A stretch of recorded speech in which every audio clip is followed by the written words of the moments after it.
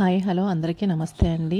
ఈరోజు నేను మీకు చపాతీ కాంబినేషన్కి టోఫు పన్నీర్ కర్రీ ఎలా చేయాలో చూపించబోతున్నాను. దానికి మనం ఇక్కడ పసుపు, కారం, కొంచెం కల్లుప్పు, టమాటా, పచ్చిమిర్చి, ఇంకా ఆనియన్స్ తీసుకున్నాను. ఇదిగోండి టోఫు పన్నీర్.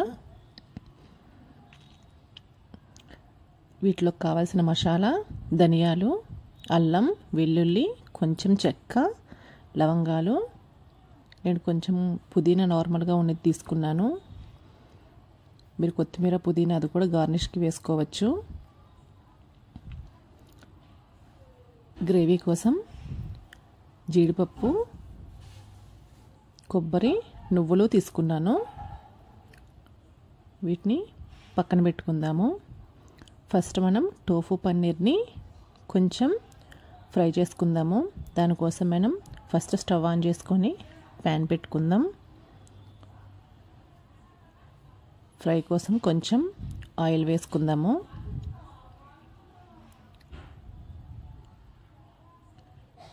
కొంచెం ప్యాన్ వేడెక్కిన తర్వాత దాంట్లో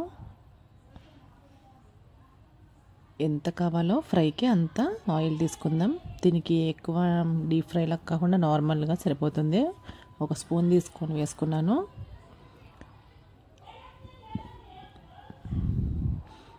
ఇది కొంచెం బాగా వేడైన తర్వాత మనం టోఫు పన్నీర్ కట్ చేసుకొని చిన్న చిన్న పీసుల్లాగా వేసుకుందాము. మీకు ఎంత సైజు కావాలో అంత సైజులో ఉన్న టోఫు పన్నీర్ కట్ చేసుకోండి.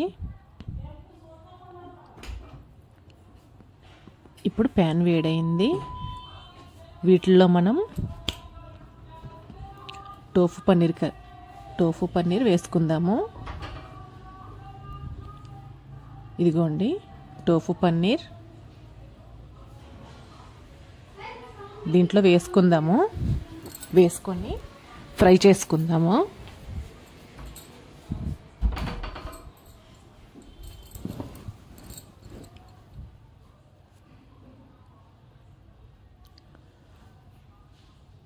దీన్ని అటు ఇటు తిప్పుతూ ఫ్రై చేసుకోండి. మరి ఎక్కువగా బ్లాక్గా అయ్యేలాగా ఫ్రై చేసుకోకూడదు. నార్మల్గా దీంట్లో ఉన్న కొంచెం వాటర్ అంతా కూడాను ఫ్రై అయినప్పుడు పీల్ చేసుకుంటుంది కదా. దీంట్లో వాటర్ అంతా పోయే వరకు ఫ్రై చేసుకోండి. చూసారు కదా ఆయిల్ అంతా పీల్ చేస్తుంది. ఆయిల్ లేనట్టే ఉంది.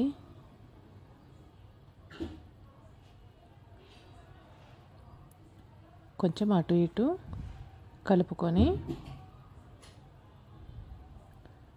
ఫ్రై అయిన తర్వాత వీటిని మనం ఒక ప్యాన్లోకి తీసేసుకుందాము.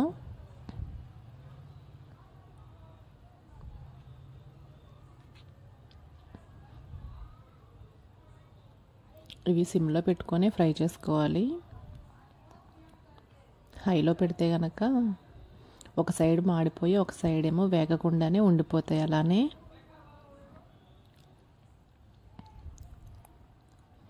ఇప్పుడు ఒక ప్లేట్లో తీసుకుందాం మనం వీటిని.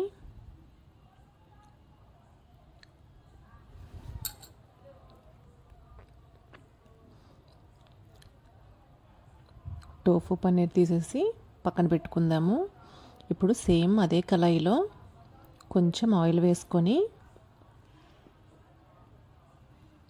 నేను ఆనియన్స్ ఆల్రెడీ కట్ చేసి పెట్టుకున్నాను. ఆ ఆనియన్స్ని ఇప్పుడు మనం వేసేద్దాము.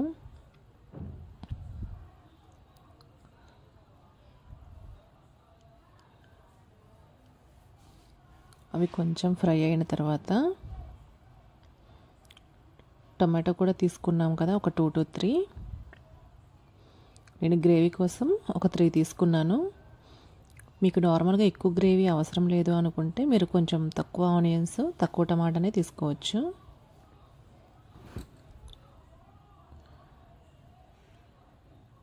వీటిని కొంచెం ముక్క మెత్తబడే వరకు కూడాను మనం మగ్గించుకోవాలి.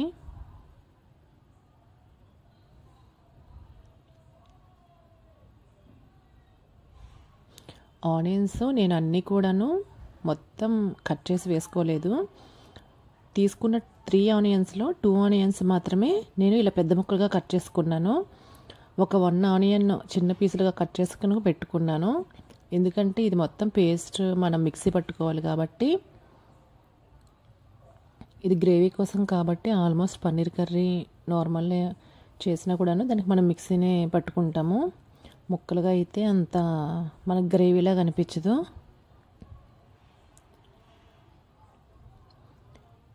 ఇవి బాగా మగ్గిన తర్వాత ఇప్పుడు మనం మూత తీసుకొని ఒకసారి కలుపుకుందాము. ఇది ఇప్పుడు నేను ఈ గ్రేవీని మిక్సీ చేసుకుంటానండి. నెక్స్ట్ వచ్చేసి ఇంకొక ఆనియన్స్ తీసుకొని చిన్న పీసెస్గా కట్ చేసి పెట్టుకున్నాను ఆల్రెడీ. వాటిని నార్మల్గా గ్రేవీ మొత్తం పేస్ట్లా కాకుండా గ్రేవీలా ఉండడానికి వాటిని కూడా మళ్ళీ కొంచెం ఫ్రై చేసుకొని ఈ గ్రేవీని కూడా అందులో వేసుకుంటాను. చూపిస్తాను చూడండి క్లియర్గా. ఇప్పుడు ఇది మగ్గిపోయింది కదా, మనం గ్యాస్ స్టవ్ ఆఫ్ చేసేసాము. చేసేసి ఇప్పుడు మిక్సీ జార్లోకి తీసుకుందాం మనం. ఇది మనం పేస్ట్ చేసుకోవాలన్నమాట.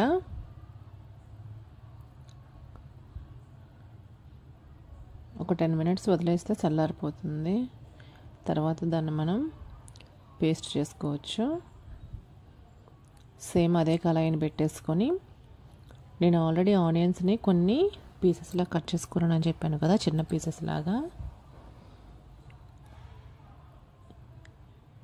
ఒక సైడ్ దీన్ని మిక్సీ వేసుకుంటాను నేను. నెక్స్ట్ మీకు మళ్ళీ స్టవ్ ఆన్ చేసి కొంచెం ఆయిల్ అందులో ఉంటే కనుక వద్దు, లేదంటే కొంచెం వేసుకోండి. మనం ఇక్కడ 3 టైమ్స్ ఆయిల్ వేస్తున్నాం కాబట్టి ఆల్రెడీ పన్నీర్ని ఫ్రై చేయడానికి ఒకసారి వేసాము.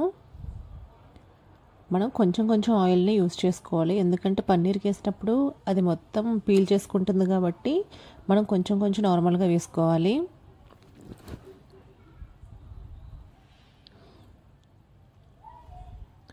నేను 1 టేబుల్ స్పూన్ మాత్రమే వేసుకొని చూపిస్తున్నాను మీకు ఇక్కడ.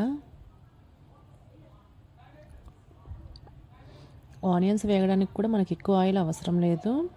ఎందుకంటే ఆల్రెడీ దాన్ని మిక్సీ చేసుకుంటాం కాబట్టి కొంచెం పెద్ద పీసెస్లా కట్ చేసుకొని దాంట్లోనే నేను ఇందాక టమాటాలా వేసేసాను. ఇప్పుడు ఆయిల్ వేడెక్కింది కదా, ఇందాక చెక్క లవంగా తీసుకున్నాను కదా, అది వేసేసాను. ఇదిగోండి, ఇందాక చెప్పాను కదా నేను ఒక ఆనియన్ ఆల్రెడీ పెట్టుకున్నాను, 2 ఆనియన్స్ మాత్రమే కట్ చేశానని. ఇలా వేసుకోకపోయినా పర్వాలేదు, ఎందుకంటే నేను మొత్తం పేస్ట్లా ఉంటుంది కాబట్టి ఇలా వేసుకున్నాను. మీరు డైరెక్ట్గా ఇప్పుడు ఈ ఆయిల్ కొంచెం వేడెక్కిన తర్వాత డైరెక్ట్గా పేస్ట్ వేసుకున్నా కూడా పర్వాలేదు. కాకపోతే ఇప్పుడు మసాలా చూపించాను కదండి నేను, ఆ మసాలా అనేది పచ్చివాసన పోయేంత వరకు కూడా మనం ఈ ఆయిల్లోనే ఫ్రై చేసుకోవాలి. ఒకవేళ మీరు డైరెక్ట్గా పేస్ట్తోనే చేసేటట్టయితే, ఆనియన్స్ వేయకపోయినట్లయితే మీరు ఫస్ట్ ఆయిల్ వేసుకొని తర్వాత అల్లం వెల్లుల్లిపాయ పేస్ట్ని దీంట్లో ఫ్రై చేసుకోవాలి. లేకపోతే అది మనకి కర్రీ అంతా పచ్చివాసన వస్తుంది, అల్లం వెల్లుల్లిపాయ పేస్ట్ స్మెల్లే వస్తుంది మొత్తం కూడా. ఇప్పుడు చూడండి, వీటిని కొంచెం నేను ఫ్రై చేసుకున్నాను. ఫ్రై చేసుకొని కొంచెం ముక్క మెత్తబడితే సరిపోతుంది.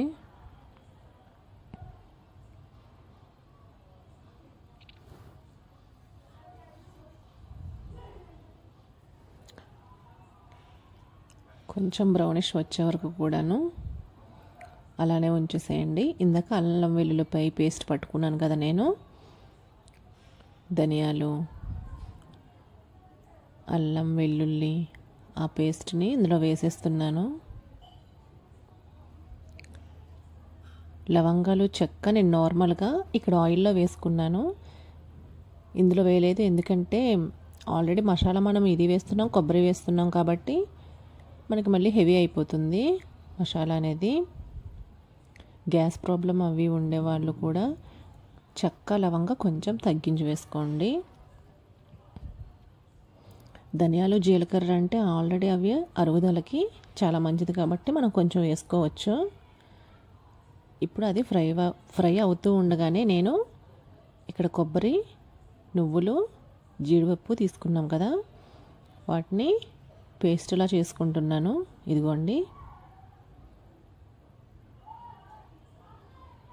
ఇది పచ్చివాసన పోయేంత వరకు కూడాను ఆయిల్లో ఫ్రై చేసుకోవాలి.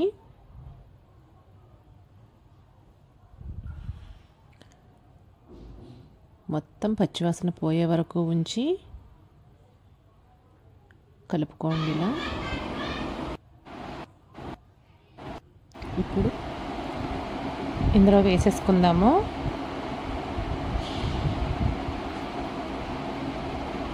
ఇప్పుడు దీన్ని మొత్తం కలిసే వరకు కూడా కలుపుకోండి.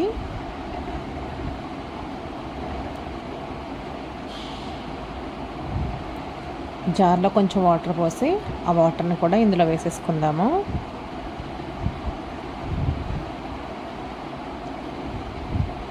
ఇప్పుడు ఆనియన్స్, ఈ గ్రేవీ మొత్తాన్ని కూడా ఒకసారి కలిపి పెట్టుకుందాం. మొత్తం అంతా కూడా ఆయిల్ పైకి వచ్చే వరకు మనం దీన్ని ఉడికించుకోవాలి. ఇప్పుడు కర్రీకి సరిపోయినంత సాల్ట్ అయినా లేదైనా ఉప్పు అయినా వేసుకోండి. దాంతోపాటు కొంచెం పసుపు, కారం,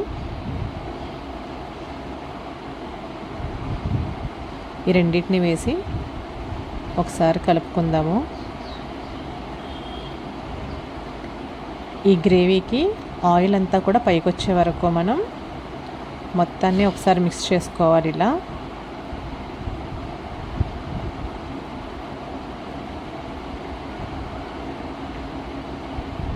ఒక 2 minutes దీని మీద మూత పెట్టుకు ఉంచుకుందాము.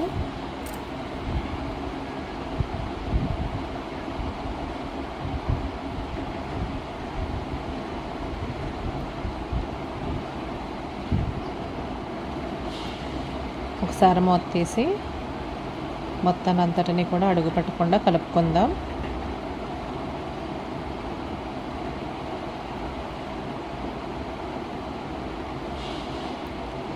ఇందాక నువ్వులు, కొబ్బరి ఇంకా జీడిపప్పు మిక్సీ పట్టుకున్న గ్రేవీ ఉంది కదా, దాన్ని కూడా ఇందులో వేసి కొంచెం వాటర్ పోసి మొత్తాన్ని కలిపి ఒకసారి మూత పెట్టేసుకుందాము. దీన్ని అంతటిని ఒకసారి కలుపుకుందాము.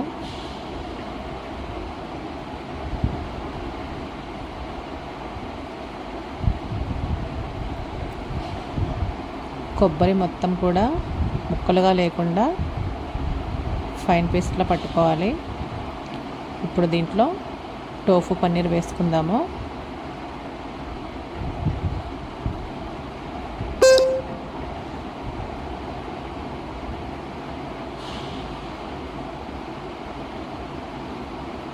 ఒకసారి దీనిపై మూత పెట్టేసుకొని ఒక 2 minutes ఆగి మూత తీసి ఒకసారి కలుపుకుందాం. చూసారా, ఉప్పు కారం అంతా కూడా టోఫు పన్నీర్కి పట్టి ఫ్లఫీగా వస్తుంది. కొంచెం ఇంకా ఆయిల్ అనేది పైకి రావాలి. ఇప్పుడు నేను కసూరి మేతి వేసేసుకుంటున్నాను. పుదీనా, కొత్తిమీర మీ దగ్గర ఏదున్నా కూడా వేసుకోవచ్చు. నేను ఇక్కడ కసూరి మేతి ఇందాక ఫస్ట్లో పుదీనా తీసుకున్నాను కదా, అది 2 కలిపి వేసేసాను. ఇప్పుడు దీన్ని పక్కన పెట్టుకుందాము. నేను ఆల్రెడీ చపాతీ కోసం ఆశీర్వాద్ పిండి కలిపి పెట్టుకున్నాను.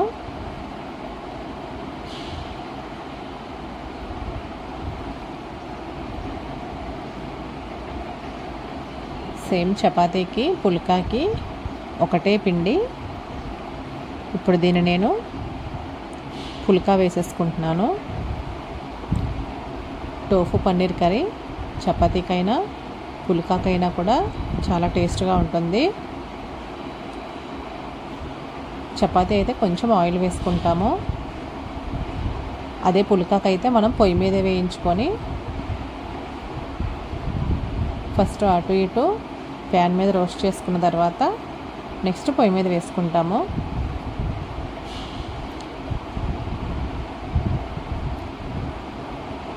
మీరు డైరెక్ట్గా పొయ్యి మీద వేయడం ఇష్టం లేకపోతే జాలి మ్యాట్ ఉంటుంది కదా, అది కూడా తీసుకోవచ్చు.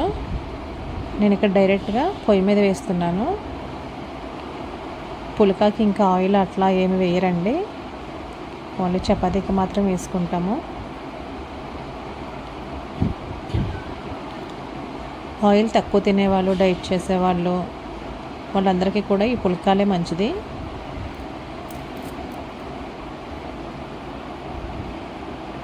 అటు ఇటు రోస్ట్ చేసుకున్న తర్వాత నెక్స్ట్ పొయ్యి మీద వేసుకుంటాం అంతే. దీన్ని మందంగా కాకుండా మనం కొంచెం పలుచగా చేసుకోవాలి. మందంగా చేసుకుంటే ఇది పైకి ఎక్కువ పొంగదు.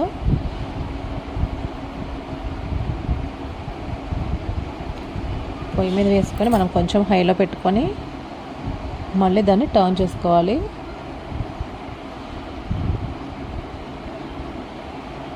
ఇదిగోండి, చూసారుగా పుల్కా. టోఫు పన్నీర్ కర్రీ పుల్కాకైనా చపాతీకైనా కూడా చాలా బాగుంటుంది. మీరు కూడా ట్రై చేయండి.